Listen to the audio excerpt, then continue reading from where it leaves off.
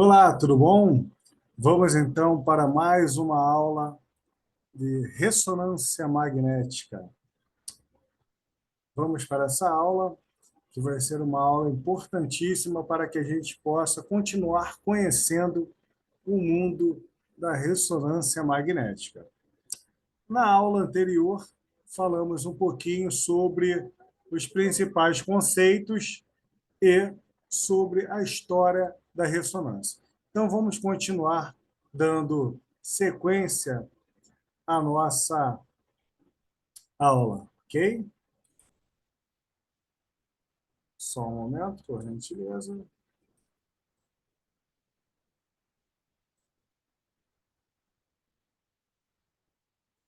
Então, vamos lá, pessoal. Vamos dar continuidade.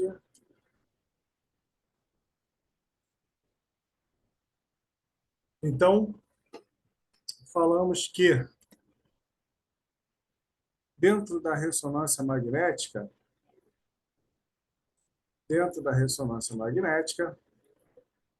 teremos, então,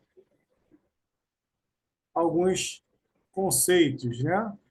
Que a gente não pode esquecer de falarmos, né, dentro do nosso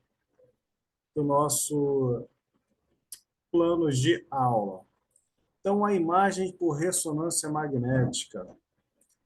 Então, uma imagem gerada por ressonância magnética exibe padrões distintos dos tecidos biológicos. Em síntese, a imagem é uma exibição dos sinais de radiofrequência que foram emitidos e captados no processo da geração da imagem. Relembrando, pessoal, então a ressonância magnética, ela trabalha com o conceito de radiação não ionizante, ou seja, aquela que não causa dano às suas células. Ela trabalha também com o conceito de ondas eletromagnéticas, correto? E ela trabalha com radiofrequência, assim como um forte campo magnético. Desta forma, o que ela vai fazer? Ela vai estar trabalhando um átomo específico do nosso corpo que se chama átomo de hidrogênio.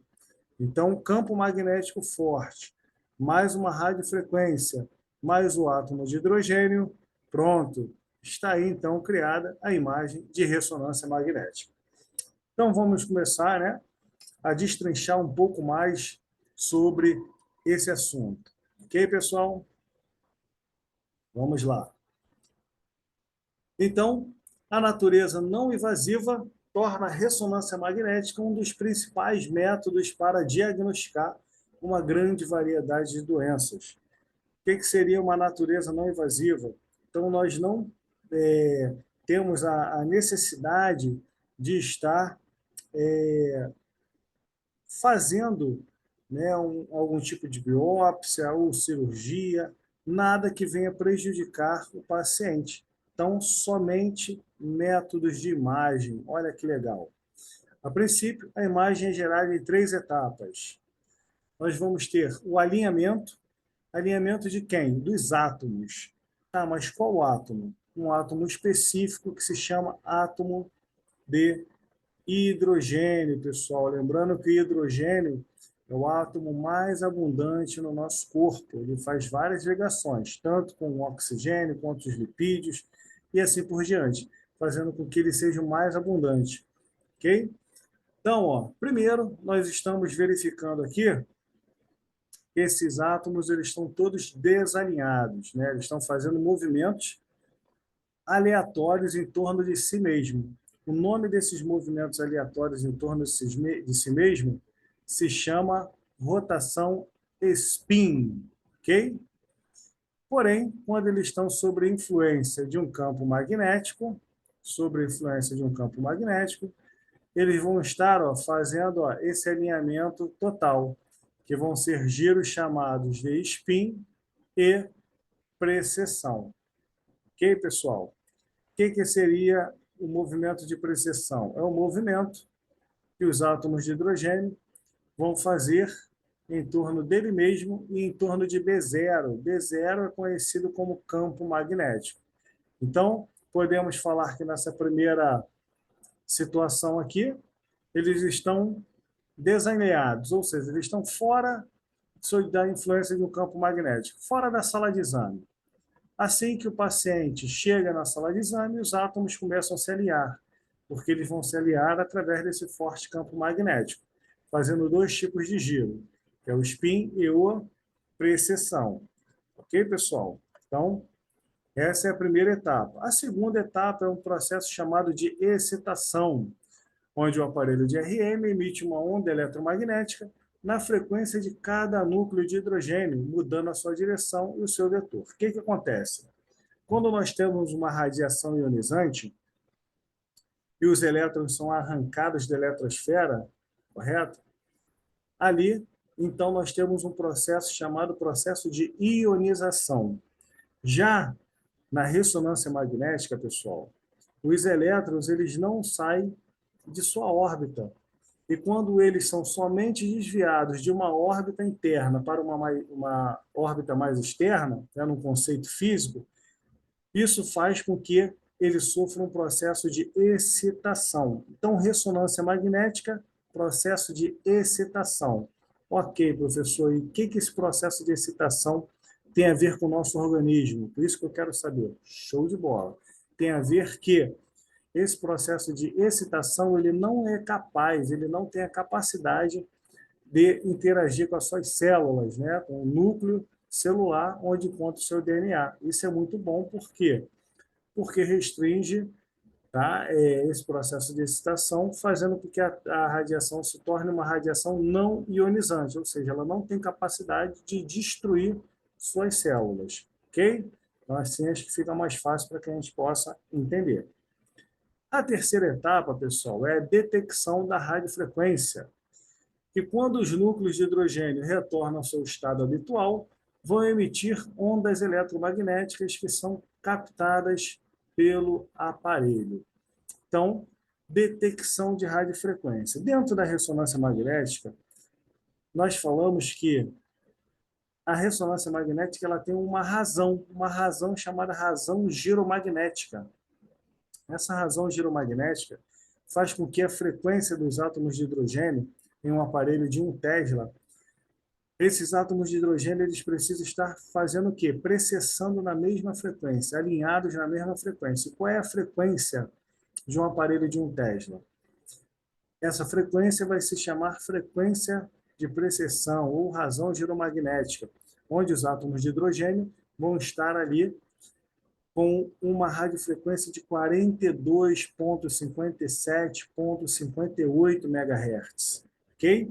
Então, dentro dessa oscilação, nós vamos ter os átomos de hidrogênio fazendo o quê? Essa precessão. É como se você estivesse instalando ou colocando no seu rádio para escutar determinada música. Quando você quer escutar uma música numa rádio, você precisa colocar numa frequência específica para que então a música possa tocar. No nosso caso, não vai tocar música, mas sim nós precisamos colocar uma frequência específica para que os átomos de hidrogênio comecem a o quê? A se excitar. Ok? Fica a dica aí, galera. Como funciona o aparelho de ressonância? Como visto, as 3 etapas devem ser concluídas para a geração de imagens de ressonância: alinhamento, excitação e detecção de radiofrequência. Por sua vez, os métodos de aquisição de imagem são divididos em 4 categorias: ponto, linha, plano e imagem tridimensional. Ponto, linha, significa o quê? Uma matriz, onde nós vamos ter ali os pixels e os voxels para poder produzir imagens tridimensionais, ou seja, uma imagem interna do seu corpo, que nós chamamos de uma imagem volumétrica, porque imagens tridimensionais, quem vai estar fazendo isso são os voxels. São quem? São o pixel, sua unidade de volume, ok? Então, ele vai fazer imagens dos órgãos internos, né? Vamos dizer assim, que é para que a gente possa entender que vai sair daquele ambiente de parte óssea somente igual um raio-x. Beleza, galera? Então, ó, tudo isso depende da forma pelo aparelho, ou seja, o scanner de RM. Em resumo, um aparelho de ressonância magnética consiste em 5 componentes. Nós temos o grande ímã, galera. O grande ímã ele fica aqui, ó, dentro do aparelho. Ele vai se chamar magneto, tá? Que é o grande ímã. Ele sozinho, só, pessoal, ele não vai fazer com que a gente tenha um forte campo magnético. Só que ele já é uma boa base para que isso aconteça. Nós vamos ter as bobinas de gradiente. As bobinas de gradiente, pessoal, elas ficam dentro do aparelho também. Ó. Bobina de gradiente fica dentro do aparelho. Quais são as principais funções? As principais funções da bobina de gradiente é seleção de cortes do corpo.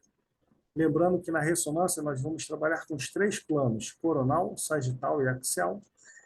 Ela vai fazer com que, enquanto um eixo esteja fazendo seleção de cortes do corpo, o outro eixo fique na sua codificação de fase, okay? Fazendo com que o átomo de hidrogênio precesse na mesma fase, tá? E na codificação de frequência, fazendo com que eles fiquem sempre na mesma frequência para a produção da imagem de RN. Nós vamos ter as bobinas de radiofrequência. Pessoal, não confundam bobina de gradiente com bobina de radiofrequência. Bobina de gradiente dentro do aparelho. Bobina de radiofrequência vai ficar acoplada na anatomia do paciente, dependendo de onde vai ser realizado.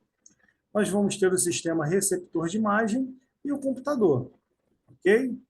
Então, essas são as etapas que nós vamos estar aí visualizando. O ímã principal, que nós chamamos de magneto, é responsável por alinhar e orientar os núcleos dos átomos. Ou seja, o ímã principal nada mais é do que o gerador de forte campo magnético. E quanto mais alto for o campo magnético, maior sua frequência e melhor será a sua relação sinal-ruído. Relação sinal-ruído, pessoal, para a ressonância magnética significa a qualidade da imagem. Quanto melhor a relação sinal-ruído, melhor a qualidade da imagem do paciente, ok? As bobinas de gradiente, como eu falei para vocês anteriormente, ela vai ficar responsável pelas planos do corpo, pelos planos do corpo. Então, ó, são 3 bobinas separadas que são necessariamente para produzir uma variação linear do campo magnético ao longo de cada uma das 3 direções. Essas bobinas são referidas como bobinas de gradiente. Elas vão trabalhar nos 3 eixos X, Y e Z. Ou seja, de acordo com o eixo que elas irão agir. São responsáveis pela seleção de cortes, formação da imagem, codificação de fase, codificação de frequência. Assim sendo, as bobinas de gradiente X vão estar responsáveis pelos cortes sagitais, aquelas que dividem o corpo em porções superior e inferior. Já a bobina de gradiente Y vai ficar responsável, então, pelo corte coronal, aquele que vai cortar em anterior e posterior.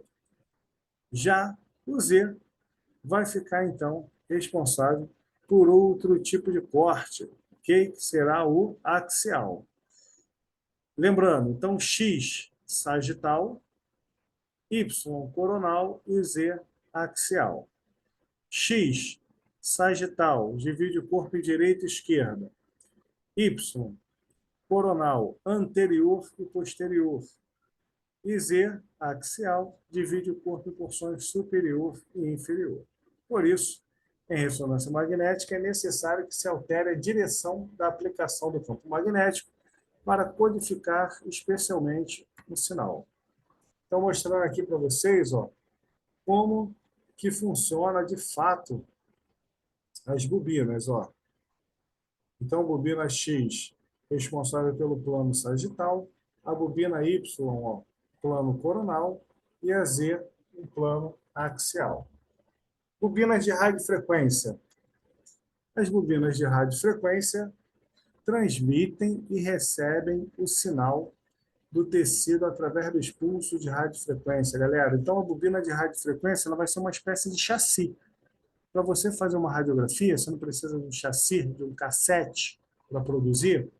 Para produzir a imagem de ressonância, também precisamos de uma bobina de radiofrequência. Para irradiar a amostra em teste com campo magnético, é necessário desviar a magnetização do seu estado de equilíbrio e gerar um sinal detectável. Isso é feito com um transmissor de radiofrequência responsável pela forma do pulso, duração, potência e tempo de repetição. Como o paciente já passou pela etapa de excitação, ou seja, os átomos já fizeram lá a excitação, né? Já começaram a pegar, a capturar um pouquinho das imagens, nesse momento, cada spin, são giros giratórios em torno do seu próprio eixo, produz uma onda sinusoidal com uma frequência dependente do campo magnético. Assim, para detectar esse sinal, são necessárias as bobinas de radiofrequência, que acoplam os núcleos em algum circuito externo. Então, as bobinas de radiofrequência, na realidade, elas vão fazer o quê? Elas vão melhorar a relação sinal-ruído, a qualidade da imagem.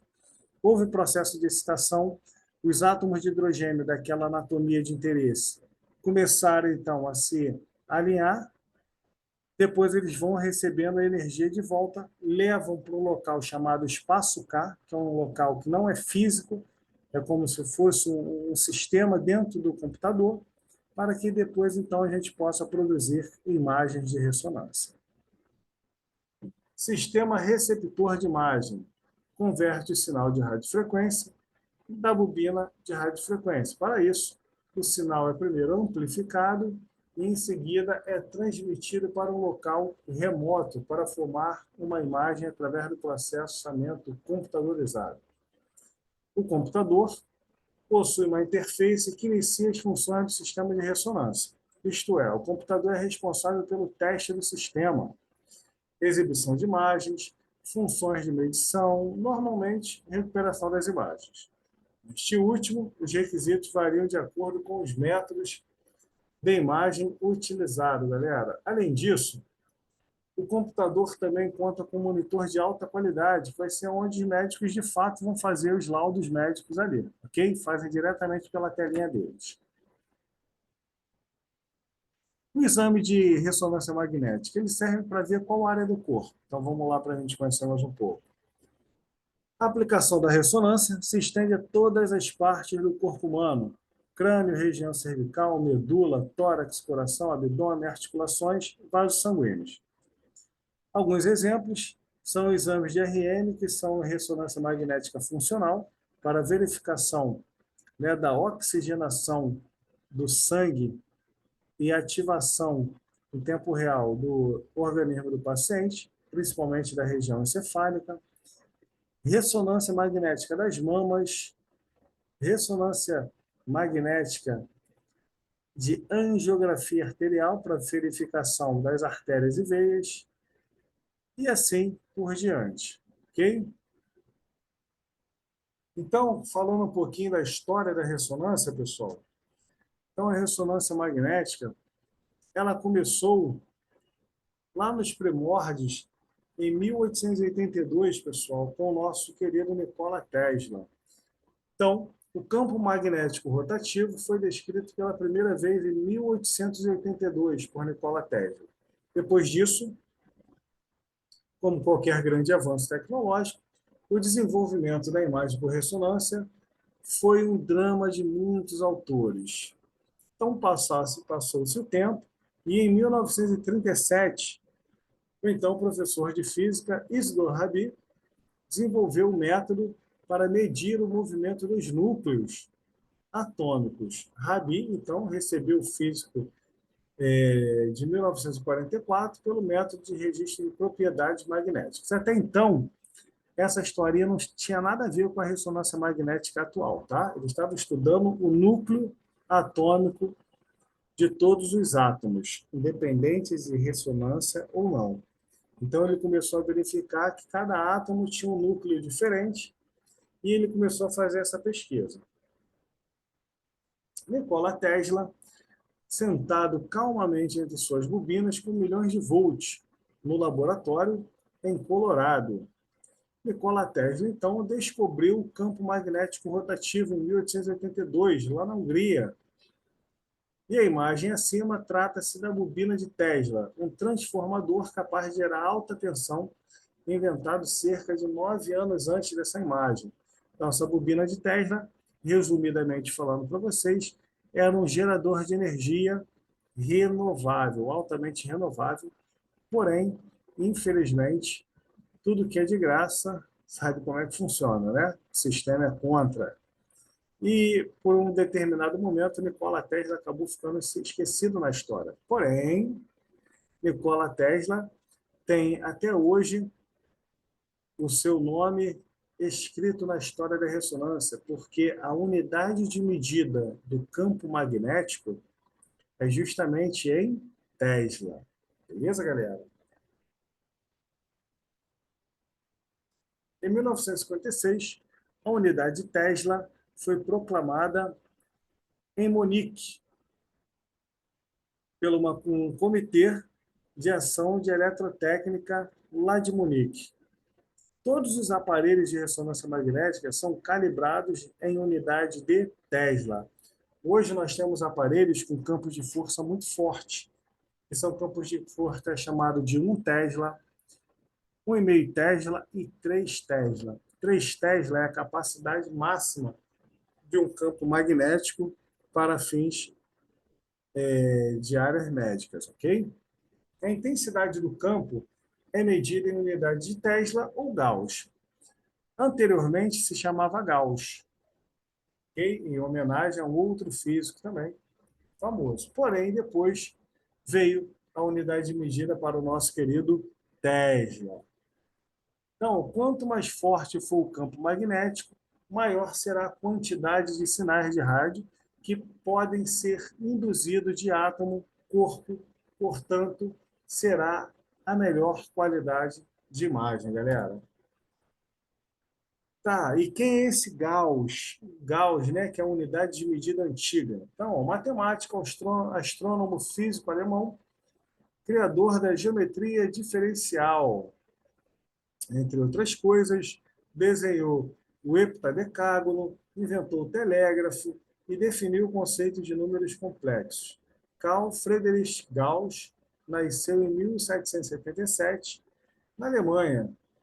Aos 3 anos, ele corrigiu um erro do pai quando este calculava o salário dos operários. Cara, não é mole não, hein?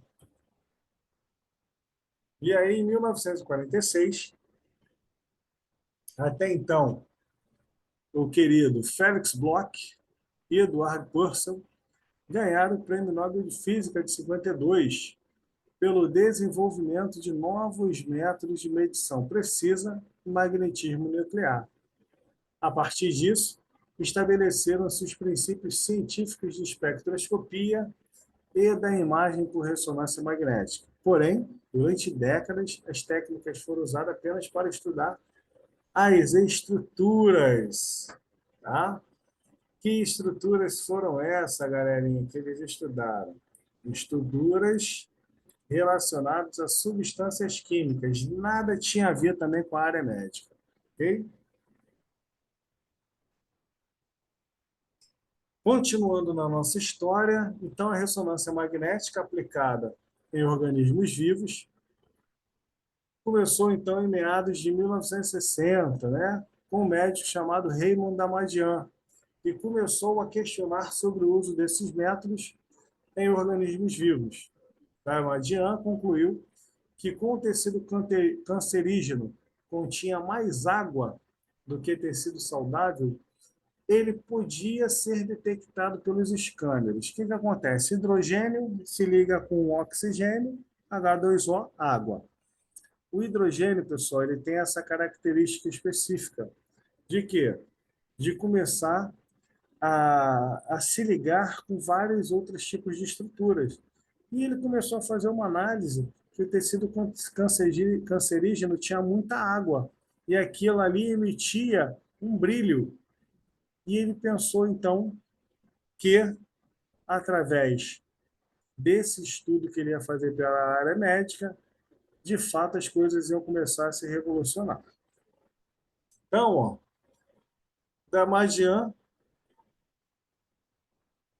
concluiu que, como o tecido cancerígeno continha mais água do que tecido saudável, ele podia ser detectado por scanner que banhavam uma parte do corpo humano em ondas de radiofrequência e que mediam as emissões dos átomos, galera. Então, resumindo, as células cancerígenas começavam a brilhar devido ao acúmulo de água. Foi então que somente em 70, década de 70, com os trabalhos desenvolvidos por Lautenburg e Mansfield, e com base científica nos trabalhos da Madian, a RM então foi utilizada para produzir imagens do corpo humano. Nesse momento, o método passa a ser conhecido como ressonância magnética nuclear. Certamente, o uso desse termo causa medo e confusão com a radiação ionizante, que não se aplica a este método. Por isso, hoje o uso do acrônimo RMN passa a ser mais utilizado. Vamos lá. Uso da ressonância magnética. O desenvolvimento da ressonância magnética representa um importante marco na história da medicina. Isso porque, com a RM, médicos são capazes de examinar o corpo inteiro, em detalhes, com uma ferramenta não invasiva, ou seja, não precisa adicionar nada, né, em relação a coisas agressivas ao corpo do paciente. Nada disso. Assim sendo, citamos os principais exemplos da utilização de RM. Ó. Doenças neurológicas, rastreamento de câncer, lesões e anormalidades na coluna, tá? Aliviar a dor pélvica, músculo esquelético, ou seja, ressonância magnética. Hoje, ela é um dos melhores métodos de diagnóstico por imagem para praticamente qualquer detecção de qualquer tipo de doença, galera. Como se preparar para o exame de ressonância magnética? A preparação para o exame é simples. Geralmente, é solicitado ao paciente que troque de roupa, retirando os acessórios e objetos metálicos. Por que isso? Porque a ressonância magnética ela atrai objetos ferromagnéticos. Então, qualquer pessoa que tiver objeto ferromagnético, ela vai atrair. É por isso que é preciso retirar tudo. Vamos lá. É importante ressaltar que, caso o paciente tenha algum tipo de dispositivo metálico, vestígio de metal em seu corpo, tais como fragmentos de projétil, né, arma de fogo, pode ser que não possa realizar o exame. De alguma forma, galera, não pode, tá? Mas depende do tipo de dispositivo e do metal e implante que são utilizados no paciente. Mas, de uma forma geral, galera, a gente não aceita, tá? Por quê? Porque, primeiro, é a saúde do paciente. Outro fator importante antes do exame é que o paciente informe seu médico se tiver claustrofobia, ou seja, se ele tiver medo de ficar em locais fechados. Por vezes, o médico pode receitar ao paciente medicamento para ser utilizado antes do exame, né? Para poder, então, o paciente ficar mais tranquilo, sem problemas, sem estresse. Utilização de tampões, porque os amplificadores de ressonância fazem muito barulho. Então, é importante que utilize os protetores auriculares para que possa, então, realizar o exame tranquilo. Aliás, é muito popular para o exame em crianças que podem ouvir músicas relaxantes. Só que, de uma forma geral, galera, o que é feito realmente é uma anestesia, tá? Então, a criança coloca uma máscara e começa a ficar sonolenta a ponto de ficar realmente totalmente inerte para que, então, o exame seja realizado.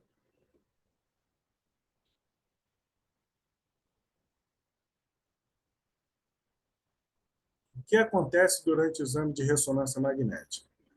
É importante ter em mente que, em muitos casos, pode ser necessário que o paciente receba a injeção de meio de contraste, para permitir que certas doenças sejam encontradas. O meio de contraste, pessoal, ele é um elemento químico chamado gadolínio, que ele vai ser injetado no paciente para quê? Para melhor visualização, tanto de patologias quanto da anatomia do paciente. Ok? Mas isso tudo tem um processo antes, né? Nada é feito, tá, de qualquer forma, ok? Tem toda uma anamnese que é feita para a utilização do contraste. A sala de exame conta com uma estrutura com microfone, caixas de som, permitindo a comunicação entre o paciente e o tecnólogo em radiologia. É através desse sistema que o paciente recebe orientações importantes para que o exame seja realizado adequadamente. E que o paciente possa, então, falar a qualquer momento com o tecnólogo em radiologia. Em seguida, durante o escaneamento, é vital que o paciente esteja parado, pessoal. Isso porque qualquer movimento atrapalha a produção das imagens, gerando, então, imagens distorcidas que podem até inviabilizar o diagnóstico. A lógica é a mesma que ocorre quando tentamos tirar uma foto do objeto em movimento, ou seja, horrível.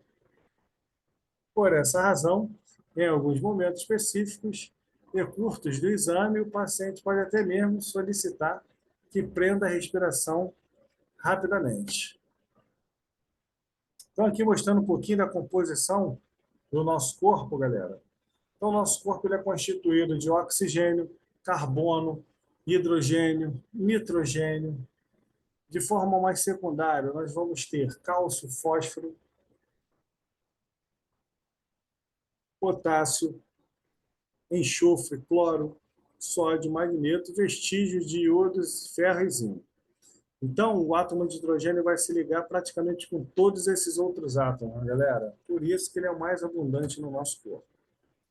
Aqui mostrando um pouquinho como que os átomos de hidrogênio vão começar a se comportar. Então, eles vão fazer esse movimento aqui, é chamado de precessão, que é o movimento que os átomos de hidrogênio fazem em torno do seu próprio eixo e em torno do campo magnético, que nós chamamos de B0. A frequência de precessão é aquela frequência que eu falei para vocês, que para que a gente possa excitar os átomos de hidrogênio, aquela frequência tem que ser uma frequência específica para que, então, os átomos sejam excitados. A razão giromagnética do hidrogênio é 42,58 MHz. Ou seja, significa que o átomo de hidrogênio vai dar 42 milhões,58 giros por segundo, galera. É muita coisa para que então produza a imagem. O corpo humano possui átomos de hidrogênio em abundância, em torno de 63%. O núcleo de hidrogênio, por possuir somente um próton, somente os átomos de número ímpar de prótons e nêutrons são capazes de produzir sinal de RN. Então, lá dentro daqueles estudos de Paul Lautenburg, Felix Bloch, eles começaram, então, a verificar que somente esses átomos, todos eles têm número de massa ímpar. Hidrogênio 1, carbono 13, nitrogênio 15, oxigênio 17, flúor 19, sódio 23, fósforo 31. Ele viu que todos esses elementos estão aptos para poder fazer exames de RN. Então, por que só o hidrogênio faz? Primeiro que o hidrogênio é o mais abundante no nosso corpo. Segundo, por possuir somente um átomo, um número de massa, ele é muito leve, ele vai fazer com que a gente consiga dar muito mais giros. Tá?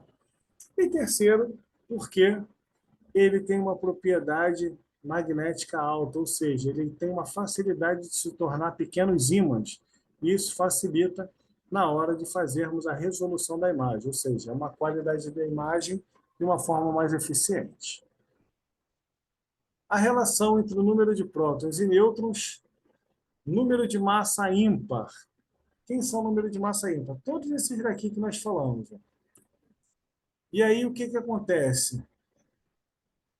Todos esses elementos que têm número de massa ímpar, nós vamos falar que eles estão tendo seu momento angular ou fazendo a sua rotação spin. Ok? As interações magnéticas. Por que Rm utiliza o átomo de hidrogênio, galera? Foi o que eu falei, ele é abundante no corpo, possui um momento magnético alto, ou seja, tem uma facilidade de se tornar pequenos ímãs.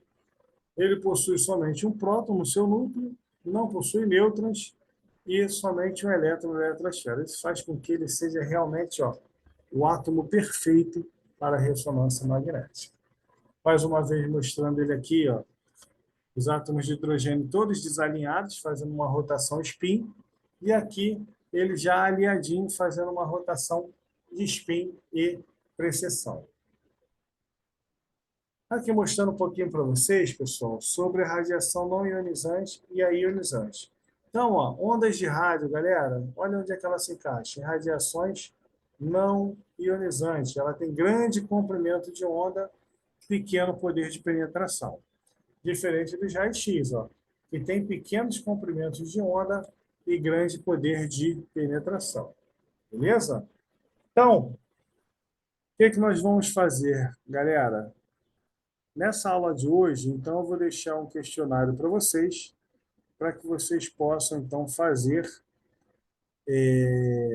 esse questionáriozinho para que possam, então, anexar lá no nosso ambiente em EAD.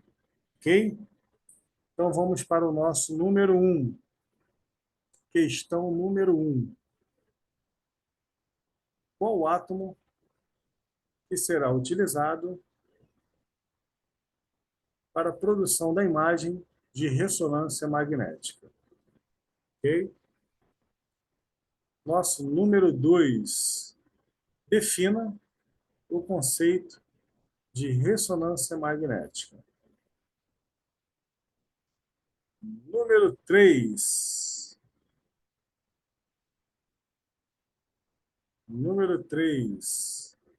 Qual a frequência ou a razão giromagnética utilizada pelos átomos de hidrogênio? Número 4.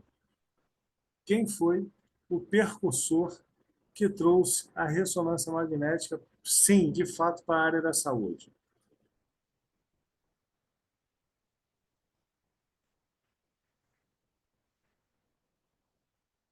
Vamos lá, pessoal, vamos lá, mais um pouquinho. Vamos lá. Qual, qual o nome que se dá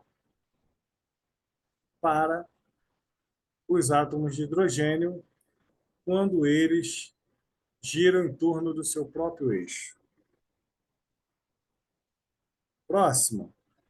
Qual o nome que se dá ao movimento em que os átomos de hidrogênio fazem em torno do seu próprio eixo e em torno do campo magnético? Próximo. Descreva, descreva